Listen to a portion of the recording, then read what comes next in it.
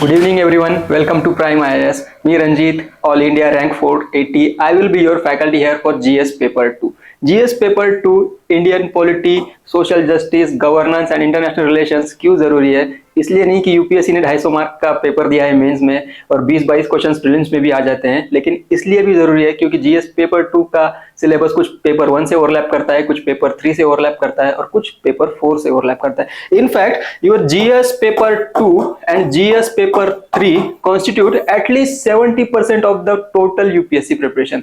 मतलब आपका 70% जो टाइम है वो जीएस पेपर 2 और जीएस पेपर 3 के प्रिपरेशन में जाने वाला है। जीएस पेपर 4 एथिक्स का पेपर हमको पता है स्टैटिक मसाला है, उसमें से थ्योरी थिंकर्स याद करने होते हैं और उनका एप्लीकेशन कुछ करंट के एग्जांपल्स लेके हमको ए स्टडीज में यूज करना होता है। जीएस पेपर 1 का हिस्ट्री का पोर्शन स्टैटिक है, ज्योग्राफी का पोर्शन स्टैटिक है, कुछ डिजास्टर्स के क्वेश्चन आते हैं लेकिन वो dynamic portion cover current affairs में से कवर किया जा सकता है। और इंडियन सोसाइटी का पोर्शन होता है वो थोड़ा सा डायनामिक है, उसमें वो चीजें जरूरी होती है जो इस साल हुई थी और उसका स्टैटिक पोर्शन आपने ढूंढ के निकालना होता है। पूरे भारतीय समाज व्यवस्था का बहुत कम टाइम में पढ़ाई या अभ्यास नहीं किया जा सकता, इसलिए करंट अफेयर्स में क्या चल रहा है, कौन से सोशल इश्यूज इस समय मुद्दे में, मान लीजिए अगर मैनुअल स्कैवेंजिंग का मुद्दा चर्चा में है, कुछ सीवर में डेथ्स हो रही है, तो वो स्टैटिक पोर्शन से लिंक करना पड़ता है आपको करंट अफेयर्स की न्यूज, जैसे कि problems face by the scheduled caste people. और ये जीएस पेपर 2 में इसलिए भी इंपॉर्टेंट हो जाता है क्योंकि problems faced by disadvantage sections of the society GS paper 2 में टॉपिक है। Schemes meant for the welfare of the vulnerable population GS paper 2 में सोशल जस्टिस में टॉपिक है। So you can see the interlinkages, paper 1 का कुछ part, paper 3 का कुछ part, paper 4 का कुछ पार्ट, पूरा कंबाइन मिला के जीएस पेपर 2 और पेपर 3 में आ जाता है। तो हमारा जो 70% टाइम है वो जीएस पेपर 2 और जीएस पेपर 3 में जाने वाला है। प्रभाकर सर ने मुझे स्पेशली इसलिए बुलाया है क्योंकि मेरा जो पढ़ाने का तरीका है उसमें मैं स्टोरी टाइप थिंकिंग बच्चों में लाने की कोशिश करता हूँ। स्टोरी टाइप डेवलपमेंट अगर आपके दिमाग में हो गई है तो क्वेश्चंस आसानी से अटेम्प्ट किए जा सकते हैं। सिर्फ मैं फैक्ट स्पीक नहीं करूंगा, सिर्फ मैं डिक्टेट नहीं करूंगा कि ये लिख दो, ये लिख दो, ये जरूरी है, संविधान के सारे आर्टिकल्स याद नहीं करने हैं। मैं बताऊंगा कि थिंकिंग क्या होनी चाहिए, अप्रोच क्या होना चाहिए क्वेश्चंस अटेम्प्ट करते समय। मतलब अगर दिमाग में कॉन्सेप्ट्स आपके क्लियर है, आपको कुछ एग्जांपल्स पता है और आपको स्टोरी लाइन अगर पता है, तो जीएस पेपर 2 के मैक्सिमम क्वेश्चंस हम बहुत बढ़िया तरीके से अटेम्प्ट कर सकते हैं, ज्यादा से ज्यादा मार्क्स लाएंगे हम उसमें। मैं अभी आपको कुछ क्वेश्चंस डिस्कस करके भी बताऊंगा कि हाउ एनसीईआरटी का जो नॉलेज है, आपके रेफरेंस बुक का जो नॉलेज है, प्लस आपका जो करंट अफेयर्स का नॉलेज है, उन सबको इकट्ठा करके जीएस पेपर 2 के क्वेश्चंस किस तरह से अटेम्प्ट करने होते हैं। तो बेसिक इंट्रोडक्शन ये हो गया हमारा जीएस पेपर 2 के बारे में। 70% of the time, 70% of your efforts will go for GS paper 2 and GS paper 3. Plus there will be some interlinkages which you have to use for paper 1 and paper 4 also. So coming to syllabus of Indian polity, governance, social justice and international relations, you can see that there are sub points also. मोटा मोटा अगर मैं बताऊं तो polity, governance, social justice और international relations ये मोटा मोटा हो गया, लेकिन with in that you can see features of the Indian Constitution, amendment in the Indian Constitutions, provisions, some important provisions which might be in the news, and constitutional and non-constitutional bodies. See, एक question आया था 2023 में, पूछा था कि Indian constitution is very dynamic and living organism and it is meant for the progressive society. अभी आगे में ये क्वेश्चन मैंने डिस्कस करेंगे हम लोग, मैंने दिया है यहाँ पे। पूछ रहा है कि इंडियन कॉन्स्टिट्यूशन डायनामिक है, फ्लेक्सिबल है, इंडियन कॉन्स्टिट्यूशन के अमेंडमेंट की प्रोसीजर जो है रिलेटिवली फ्लेक्सिबल है, और it is a constitution meant for the progressive sections of the society, यानी कि जो पुरोगामी समाज है उसकी जो आकांक्षाएं हैं, उसकी जो अपेक्षाएं है, उसको पूर्ण करने वाला हमारा एक कॉन्स्टिट्यूशन है। तो you need not to study everything in detail and go into mugging up the facts given by Laxmikanth. मतलब लक्ष्मीकांत का सारा मुद्दा भी अगर आपने याद कर लिया, रट्टा मार के रखा है, आपको रात को 2 बजे नींद से उठा के भी मैं पूछूं और फिर भी अगर आप बता पा रहे हैं, तो लिखेंगे कैसे, अप्रोच कैसा होना चाहिए, वो आपको लक्ष्मीकांत से नॉलेज नहीं मिलेगा। ऑब्वियसली उसके लिए आपको थिंकर्स के माइंड में जाना पड़ेगा। संविधान सभा में जो हमारे लोग बैठे थे उनके दिमाग में क्या चल रहा था, उन्होंने जैसा हमारा संविधान बनाया है वो क्यों बनाया है, उसकी हिंट्स मैं आपको देने की कोशिश करूंगा, कि आपको उस दौर में ले जाने की मैं कोशिश करूंगा जब आप समझ पाओगे कि उनके दिमाग में क्या चल रहा था। और जिस तरह जीएस पेपर 2 में अगर इस तरह के सवाल अगर मान लो फिर से आते हैं, तो you can solve those questions by going into that ages. मैं आपको पूरा टाइम ट्रैवल कराने की कोशिश करूंगा कि उनके दिमाग में क्या चल रहा था और अभी वास्तविक परिस्थिति क्या है, हमारा संविधान कितना हमें बेनिफिट कर रहा है, या संविधान में कौन से संशोधन करने की जरूरत है, ये देखना है। यहाँ पे amendment in the Indian constitution ये टॉपिक ही मेंशन है। इसमें मान लीजिए जीएसटी वाला अगर अमेंडमेंट होता है या महिलाओं को 33% रिजर्वेशन दिया जाता है, तो उस साल ये amendment in the constitution important हो जाता है। जीएसटी काउंसिल वाला सवाल आ चुका है, अगले साल या 2024 में एक्सपेक्टेड है कि विमेन्स रिजर्वेशन बिल पर भी आए।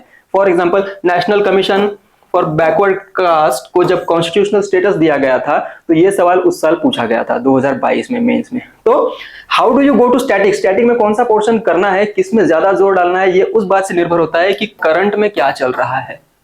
Features of the Indian constitution में वो सारे फीचर्स चर्चा में होंगे जो उस साल करंट में। मान लीजिए अगर केंद्र में कोई मंत्री महोदय बोल देते हैं कि हमें सोशलिस्ट और सेकुलर वर्ड अगर डिलीट करने की जरूरत है संविधान में से, तो उस समय ये वाला पॉइंट जरूरी हो जाता है।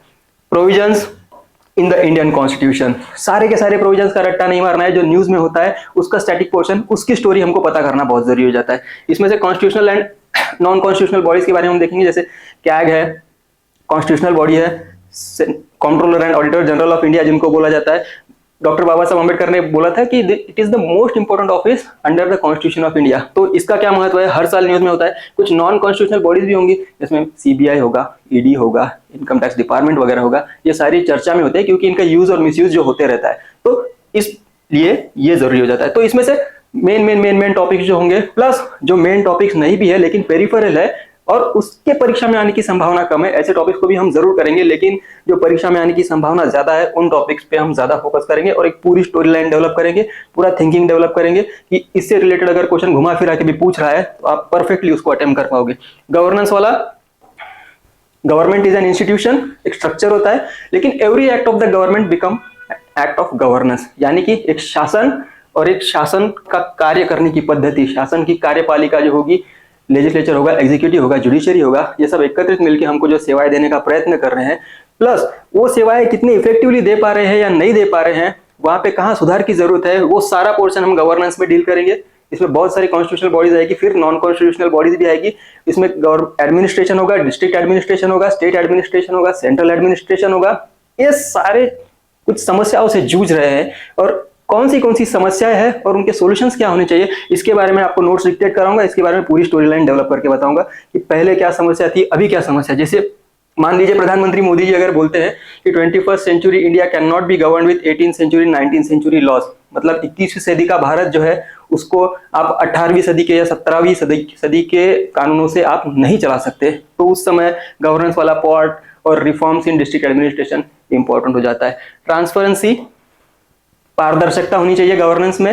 विंस्टन चर्चिल ने एक बार बोला था कि if the state was to be govern by bureaucrats it will be extremely govern for the first few weeks and then people will hang the bureaucrats to the nearest lamp post. यानी कि अगर नौकरशाहों और बाबुओं के हाथ में अगर देश को सौंप दिया जाए तो पहले कुछ हफ्ते देश बहुत अच्छा चलेगा, उसके बाद लोग इतने गुस्सा हो जाएंगे कि नौकरशाहों को नजदीकी खंबे से लटका के मार डालेंगे, क्योंकि ब्यूरोक्रेसी डिसलाइक्स ट्रांसपेरेंसी, उनको ट्रांसपेरेंसी पसंद नहीं होती, वो चाहते हैं कि गुप्त हमारा कार्य रहे, लोगों को हमको जवाब ना देना पड़े, अकाउंटेबिलिटी।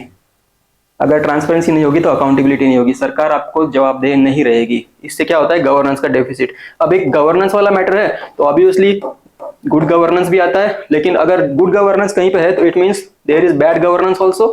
बैड गवर्नेंस और गुड गवर्नेंस में क्या डिफरेंसेस है, कौन से तरीके हैं, और गवर्नमेंट ऑफ इंडिया किस तरह से परफॉर्म कर रही है, क्या गुड गवर्नेंस है या बैड गवर्नेंस है, गुड गवर्नेंस के फीचर्स क्या होते हैं, बैड गवर्नेंस के फीचर्स क्या होते हैं, ये सारा मैं डिटेल में आपको बताऊंगा।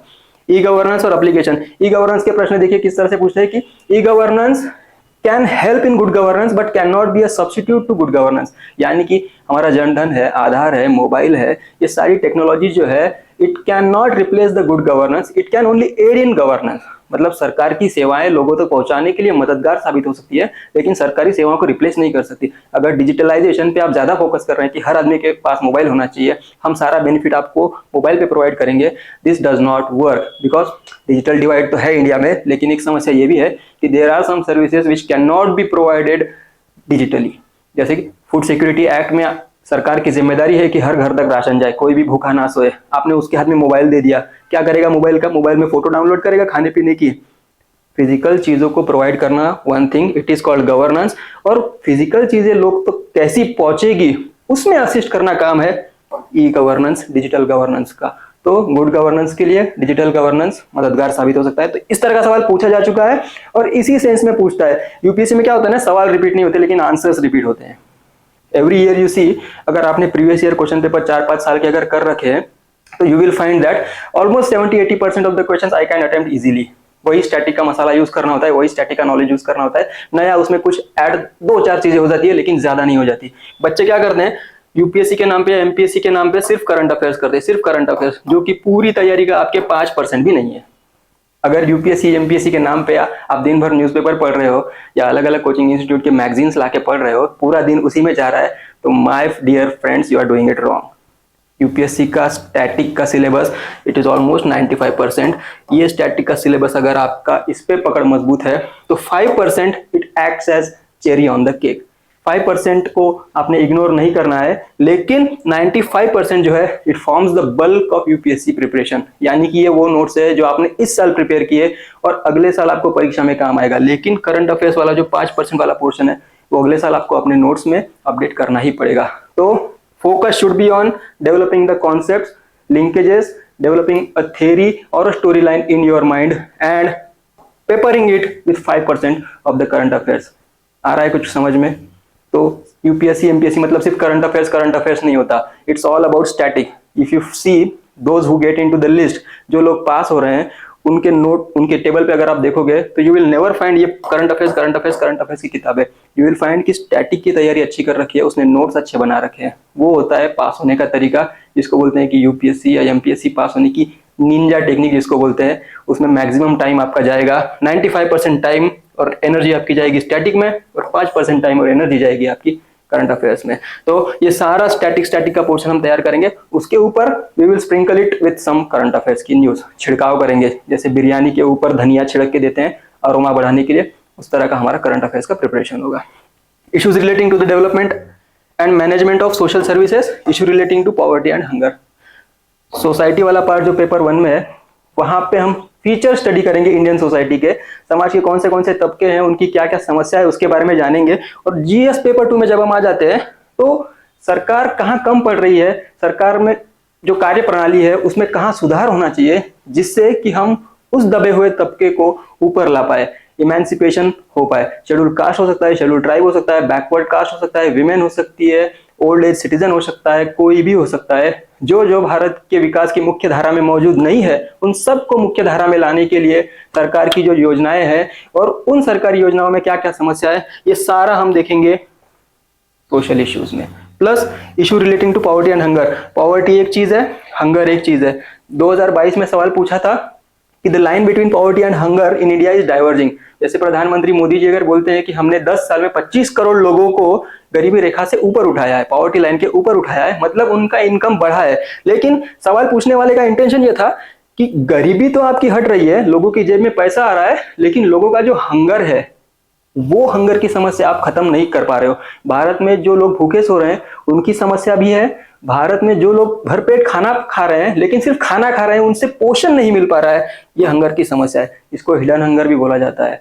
प्लस भारत में कुछ लोग ऐसे भी हैं जो जरूरत से ज्यादा खा रहे हैं। India has become the diabetes capital of the world.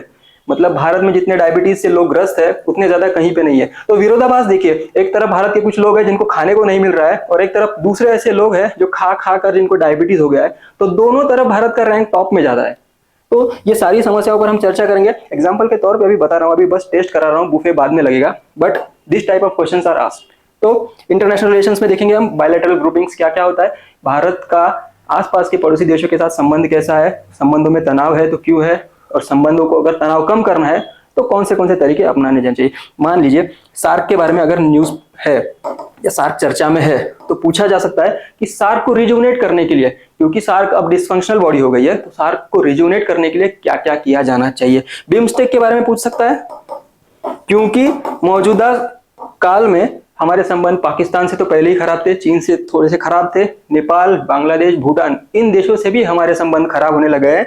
तो इन संबंधों को सुधारने के लिए क्या किया जाना चाहिए, इस तरह का सवाल बन सकता है। Regional and global groupings. NATO एक कारण साबित हुआ था यूक्रेन रशिया वॉर के लिए। उस समय जरूरी था, इस समय जरूरी है। It is called as frozen conflict. जब तक ये फ्रोजन कॉन्फ्लिक्ट है, जब तक दोनों देशों में से कोई एक देश हार नहीं जाता या दूसरा देश जीत नहीं जाता, तब तक नाटो और यूक्रेन रशिया वॉर ये चर्चा में चलता रहेगा, क्योंकि उसके इकोनॉमिक रिपरकशंस जो है पूरी दुनिया भर में हमें देखने मिल रहे हैं। दो देशों की लड़ाई है, हजारों किलोमीटर हमसे दूर है, लेकिन हमारे तेल का भाव, भारत में जो तेल बिक रहा है, इस बात पे निर्भर होता है कि दोनों देशों के बीच में सीज फायर है या लड़ाई अभी भी जारी है। तो ये सारे कॉम्प्लिकेशंस जो है पूरे वर्ल्ड की करंट अफेयर्स, पूरे वर्ल्ड में जो भी डेवलपमेंट्स हो रहे हैं जिसकी वजह से भारत पर सीधा या इनडायरेक्ट इंपैक्ट पड़ रहा है, वो सब हम देखेंगे। प्लस एग्रीमेंट इन्वॉल्विंग इंडिया और अफेक्टिंग इंडियाज इंटरेस्ट।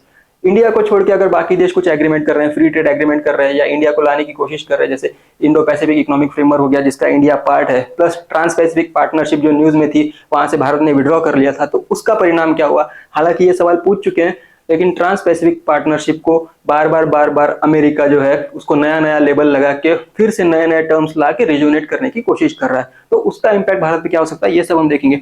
ओवरव्यू दे रहा हूं अभी कि इस मुद्दों तक हम जाएंगे कैसे, इनको छुएंगे कैसे, कौन सा मुद्दा जरूरी है उसको पहचानेंगे कैसे। आगे बढ़ते हैं अगली स्लाइड पे। I hope I am clear enough. Question देखना, ये 2023 का क्वेश्चन है, फुल 15 मार्क्स के लिए आया था और 250 वर्ड्स में आपको खत्म करना था। जैसे कि मैंने बताया कि कॉन्स्टिट्यूशन मेकर्स के माइंड में आपको जाना पड़ता है। कुछ सवाल ऐसे होते हैं, स्टैटिक के सवाल होंगे, उसको करंट से लिंक करना पड़ता है, लेकिन it is very much essential to get into those times. उनके दिमाग में क्या चल रहा था, ये चित्र आपको पता होना चाहिए। बोल रहा है constitution of India is a living instrument with capabilities of enormous dynamism. It is a constitution made for a progressive society, illustrated with special reference to the expanding horizons of the right to life and personal liberty. Question में मैं देख पा रहा हूँ कि कम से कम 4 से 5 part है। लिविंग इंस्ट्रूमेंट बोल रहा है, यानी कि भारत का संविधान एक जिंदा दस्तावेज है। जिंदा किसको बोला जाता है? A thing which adjust itself to the surrounding. Bharat का संविधान अगर समाज में जो बदलाव हो रहे हैं उसके अनुरूप खुद को ढाल रहा है, बदल पा रहा है, तो it can be called as living instrument. ये क्वेश्चन का पहला सेंस हो गया। उसके बाद बोल रहा है कि capabilities of enormous dynamism. Enormous dynamism मतलब बदल सकता है, जल्दी जल्दी बदल सकता है खुद को। ये कहां से आ रहा है? आर्टिकल 368 से। संविधान सभा में डॉक्टर अंबेडकर ने बोला था कि we can not make the constitution very rigid, can not make it very flexible. अगर बहुत फ्लेक्सिबल बना दिया तो क्या हो जाएगा? जल्दी जल्दी उसमें अमेंडमेंट करेंगे और कुछ दिनों बाद रिडंडेंट हो जाएगा। अगर इतना रिजिड हमने बना दिया कि एक प्रोग्रेसिव सोसाइटी को सपोर्ट नहीं कर पा रहा है, टाइमली जो अमेंडमेंट रिक्वायर्ड है गवर्नेंस में, अगर वो नहीं आ पा रहे हैं, तो कॉन्स्टिट्यूशन विल गेट आउटडेटेड। इसलिए doctor Ambedkar made sure that constitution of India is flexible enough so that it can accommodate the aspirations, लोगों की आकांक्षाओं और अपेक्षाओं को पूर्ण कर पाए। इस तरह का भारत का संविधान डॉक्टर अंबेडकर ने हमको दिया था। क्वेश्चन का सेंस वही है। अगले पार्ट पे 2 पार्ट, उसके बाद आएगा तीसरा part, constitution made for a progressive society. बोल रहा है कि पुरोगामी जो समाज होता है उसके लिए यह संविधान बना है। तो पुरोगामी समाज के लक्षण कौन से होते हैं आपको पहले पता होना चाहिए। It is nowhere mentioned in Laxmikanth या कोई भी किताब में।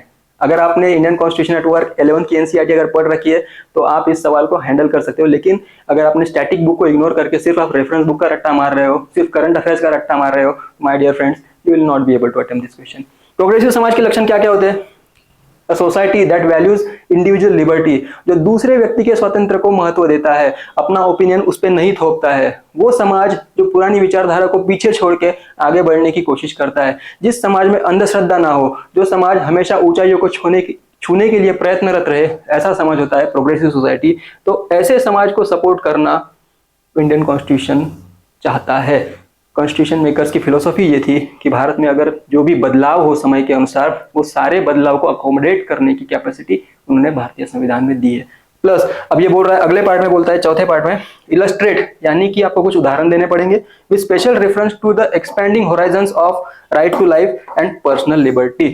इसमें आपको कोर्ट केसेस कुछ मेंशन करने पड़ेंगे। प्लस इंडियन कॉन्स्टिट्यूशन में वो सारे प्रोविजंस कौन से हैं जो बात करता है राइट टू लाइफ और पर्सनल लिबर्टी के बारे में, यानी व्यक्ति स्वातंत्र जिसको बोलते हैं, उसके बारे में जो संविधान के प्रावधान है उसके बारे में हमको यहाँ पे क्वेश्चन में चर्चा करनी पड़ेगी। उसमें हमारा प्रियम्बल आएगा, सोशल इकोनॉमिक पॉलिटिकल जस्टिस की बात करता है, हमारा डीपीएसपी आएगा, directive principles of state policy आएगा। उसके बाद हम जाएंगे सुप्रीम कोर्ट के कुछ जजमेंट है। मान लीजिए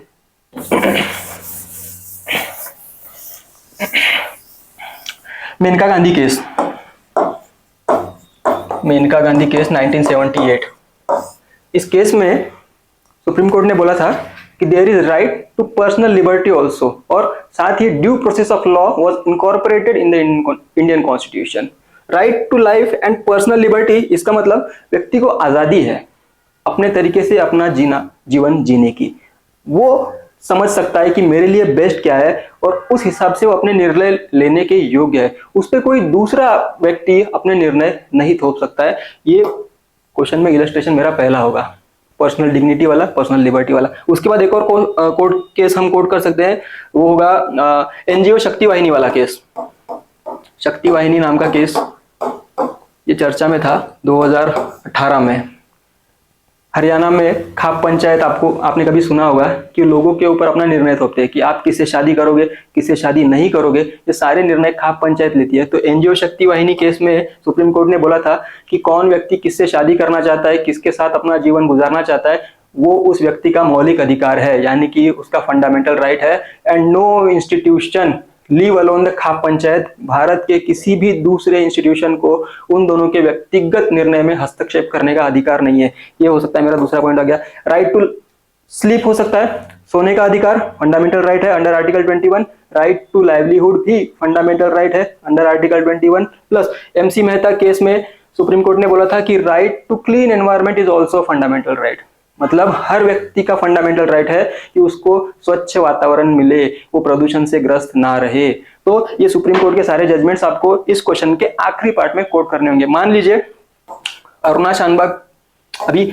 10-12 चीजें हैं जो मेरे दिमाग में, लेकिन वहां पे टाइम लिमिटेड होता है, तो वो कौन सी जरूरी चीजें हैं जिनको मैंने पट पट पट पट पट जल्दी जल्दी कोट करना पड़ेगा, वो मैंने कितना रिवीजन किया है इस पे निर्भर करता है। तो अरुणा शानबाग केस को अगर मैं कोट कर पा रहा हूं तो सुप्रीम कोर्ट ने बोला था कि right to life also includes the right to death. अगर मैं जिंदा हूं तो मुझे डिग्निटी के साथ, पूर्ण गरिमा के साथ मुझे मरने का भी अधिकार है। अरुणा शानबाग की केस अगर आपको पता होगी तो मुंबई के किसी हॉस्पिटल में वो नर्स थी, उनके ऊपर अत्याचार हुआ था, उनके गले को दबा दिया था उस हॉस्टल में किसी कर्मचारी ने, तो वो सालों साल तक कोमा में पड़ी रही थी। तो ये पहचान करना भी मुश्किल हो गया था कि कुछ समझ भी पा रही है या नहीं, या सिर्फ जिंदा है। तो सुप्रीम कोर्ट ने बोला था कि she is in permanent vegetative state, मतलब वो सिर्फ सांसें ले रही है और वो कुछ समझ बूझ नहीं पा रही है। उनका मन जो है अभी मृत स्थिति में है लेकिन शरीर जिंदा है। तो सुप्रीम कोर्ट ने कहा था कि इस तरह से किसी को जीवित रखना, जबरदस्ती जीवित रखना, उसके खिलाफ प्रताड़ना है, इसलिए उसको मरने का पूर्ण अधिकार है। So right to life includes the right to die with dignity. एक शेर फेहमी बदायूनी नाम के शायर है, वो कहते हैं दिल से साबित करो कि जिंदा हो, सिर्फ सांसें लेना कोई सबूत नहीं है। सेम यही फिलोसॉफी है सुप्रीम कोर्ट ने अरुणा शानबाग केस में दोहराई थी। तो ये सारी केसेस जो है मुझे जितने जितने जल्दी याद आ सकती है तो मैं जल्दी जल्दी जल्दी लिखने का प्रयास करूंगा। डिपेंड करता है कि आपका रिवीजन कितना है। प्लस अरुणा शानबाग केस अगर मैंने कहीं पे पढ़ रखी है तो उसका बैकग्राउंड मुझे पता है या नहीं, वो भी मैटर करता है। अगर मुझे बैकग्राउंड पता है तो ही मैं लिख पाऊंगा, वरना लिख नहीं पाऊंगा। एमसी मेहता केस का एनवायरमेंटल लेजिस्लेशंस बहुत फेमस है, अगर आपने कहीं पे पढ़ रखा है नहीं लिख पाओगे जब तक आपको बैकग्राउंड नहीं पता है। इसलिए स्टोरी लाइन डेवलप होना बहुत जरूरी है, क्लियर कट थॉट्स होने चाहिए। जो हुआ वो जरूरी है, लेकिन उससे ज्यादा जरूरी यह है कि वो क्यों हुआ, उस घटनाक्रम को हमें समझना पड़ेगा अगर जीएस पेपर 2 और पेपर 3 के क्वेश्चंस आप बहुत बढ़िया तरीके से अटेम्प्ट करना चाहते हो। This is the approach, conceptual understanding that gets you into the list that fetches you excellent marks. अगले स्लाइड पे आते हैं। इसमें और भी चीजें लिखने के लिए, बट टेस्ट कराने के लिए अभी के लिए मुझे लगता है इतना काफी है। मैं बताना चाहता हूं कि हम जो ओवर द ईयर पढ़ाई करेंगे वो किस तरह से करेंगे, कॉन्सेप्चुअल अंडरस्टैंडिंग में आपकी किस तरह से डेवलप करा के दूंगा। हाँ, 2024 का आज सुबह ही पेपर हुआ था। The right of prohibition is an order issued by the supreme court और हाई कोर्ट। बोल रहा है कि प्रोहिबिशन आर्टिकल 32 में कुछ इंस्ट्रूमेंट्स है, जैसे सर्शियोररी, को वारंटो, मैंडेमस, प्रोहिबिशन। ये जो आर्टिकल 32 में सुप्रीम कोर्ट के पास इंस्ट्रूमेंट्स मौजूद है हमारे फंडामेंटल राइट्स को प्रोटेक्ट करने के लिए, उसमें जो रिट ऑफ प्रोहिबिशन है वो किस लिए यूज होता है। अगर लक्ष्मीकांत भी पढ़ रखा है तभी भी यू कैन से निचले कोर्ट को ऑर्डर होता है सुप्रीम कोर्ट का कि इस मसले को आप ना उठाए, क्योंकि हो सकता है इसमें कॉन्स्टिट्यूशनल इंटरप्रिटेशन इन्वॉल्व है, तो वो हम करेंगे। हो सकता है कोई बड़ा मसला है जिस मसले में कॉन्स्टिट्यूशनल बेंच बिठाने की जरूरत है, या कोई गंभीर इश्यू है जिसके लिए और चर्चा करने की जरूरत है, या लोअर कोर्ट जो है अपने ज्यूरिडिक्शन से बाहर, मतलब जो जिसके अधिकार में ही नहीं है, ऐसे किसी इश्यू पर अगर वो जजमेंट देने की कोशिश कर रहा है तो Supreme Court can issue the writ of prohibition under Article 32, and this right has been given to us under Article 32. Dr. Ambedkar ने इसको rational explain करते हुए बोला था कि this is the most important article under the Constitution of India because it is very much necessary for the Supreme Court to have this power so that it can protect our constitutional rights. आसान था question, सीधा straight forward Laxmikant से था। अगले सवाल पे आते हैं। Consider the following statements. It is the governor of the state who recognize and declare any community of that state as a scheduled tribe. बोल रहा है कि राज्यपाल के पास अधिकार होता है किसी जनजाति को रिकॉग्नाइज करने का एज अ शेड्यूल्ड ट्राइब। अगले स्टेटमेंट पे आते हैं। A community declared as a scheduled tribe in a state need not to be so in another state. बोल रहा है कि अगर एक जनजाति किसी राज्य में उसको शेड्यूल्ड ट्राइब का अगर दर्जा प्राप्त है तो जरूरी नहीं है कि दूसरे स्टेट में भी उसको शेड्यूल्ड ट्राइब का दर्जा प्राप्त हो। अभी ये एनसीईआरटी में या फिर लक्ष्मीकांत में अगर आप जाओगे तो लक्ष्मीकांत में ये जो गवर्नर वाला वर्ड जो है it is replaced by president of India. ये प्रेसिडेंट का पावर होता है। President in consultation with the governor of the state can recognise a particular community as a scheduled tribe. मान लीजिए आदिवासी होने का अगर प्रमाण पत्र किसी जनजाति को देना है या स्टेटस देना है तो वो गवर्नर नहीं देता है। Governor has to consult, sorry वो प्रेसिडेंट देंगे, but president has to consult governor of that state. ये स्टेटमेंट हो गया गलत। दूसरा स्टेटमेंट पे आते हैं। Community declared as a scheduled tribe in one state need not to be in the other state. मतलब एक राज्य में अगर किसी कम्युनिटी को शेड्यूल्ड ट्राइब का दर्जा है तो ऑब्वियसली दूसरे राज्य में नहीं होगा। For example, community which is recognised as scheduled caste in Maharashtra is definitely included as scheduled caste in the union list. But कुछ ऐसी भी जनजातियां हैं अदर बैकवर्ड कास्ट में जिनको राज्य स्तर पर बैकवर्ड कास्ट का रिकॉग्निशन है लेकिन केंद्र सरकार में नहीं है। जैसे मान लीजिए महाराष्ट्र में मराठा कम्युनिटी है, वो ओबीसी में है, आंध्र प्रदेश में ओबीसी में है, तेलंगाना में, लेकिन ओपन कैटेगरी में है महाराष्ट्र में। तो यूनिफॉर्मिटी नहीं है, इसके लिए द हिंदू में, इंडियन एक्सप्रेस में आर्टिकल्स पे आर्टिकल्स लिखे जा रहे थे। तो इसलिए ये जो गवर्नर का पावर है ये चर्चा में था कि कौन सी जनजातियों को रिकॉग्नाइज करना है, और जो प्रेसिडेंट ऑफ इंडिया होते हैं वो गवर्नर से कंसल्ट करके किसी जाति को, जनजाति को शेड्यूल कास्ट का या शेड्यूल ट्राइब का रिकॉग्निशन देते हैं। इस वजह से ये चर्चा में था। जैसे मैंने बताया कि शेड्यूल ट्राइब जो एक स्टेट में किसी को अगर स्टेटस है किसी कम्युनिटी को तो जरूरी नहीं है कि दूसरे स्टेट में भी उसको शेड्यूल ट्राइब कम्युनिटी का स्टेटस होगा। फॉर एग्जांपल, महाराष्ट्र में बंजारा कम्युनिटी जो है एज ऑफ नाउ वो नोमैडिक ट्राइब्स में है, but in the state of Telangana Banjara community is included in schedule tribe. तो ये डिफरेंसेस अगर आपको पता है, साल भर का करंट अफेयर्स अगर आपने फॉलो कर रखा है तो आसानी से एलिमिनेट किया जा सकता है। जरूरी नहीं है कि हर चीज़ को आपने लक्ष्मीकांत से रट्टा मार के रखा है, और इस तरह के एग्जांपल्स आपको लक्ष्मीकांत में मिलेंगे भी नहीं क्योंकि it is very much part of the current affairs. Moving to next question.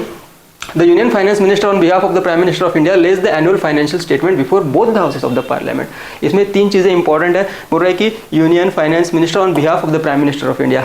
Article 74 Indian constitution का बोलता है कि there shall be a council of minister headed by prime minister to aid and advise the president of India. यानी कि prime minister, आपने लक्ष्मीकांत अगर पढ़ रखा होगा तो उसमें एक स्टेटमेंट आता है कि prime minister act as the keystone of the cabinet arch. यानी कि if the keystone is not existent the whole cabinet arc will collapse. the most important officer जो होगा कैबिनेट में that will be the prime minister of India, because cabinet cannot exist without existence of prime minister of India. For example, if a particular minister resigns, prime minister need not to resign, but if the prime minister of India resigns the whole cabinet has to resign. So collective responsibility जो है वो parliament के प्रति होती है, cabinet ministers की, और जो इंडिविजुअल रिस्पॉन्सिबिलिटी जो होती है वो प्राइम मिनिस्टर के प्रति होती है या प्रेसिडेंट ऑफ इंडिया की तरफ भी होती है। तो union finance minister on behalf of the prime minister of India, यानी कि जो अधिकार है बजट पेश करने का वो यूं तो प्रधानमंत्री के पास होता है, लेकिन he can delegate the power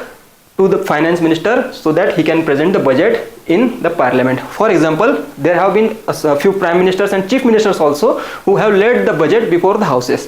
For example, Nehru, Indira ji and Rajiv ji, they were the people who had the portfolio of finance minister also, and while being the prime minister they led the budget before Lok Sabha and Rajya Sabha also.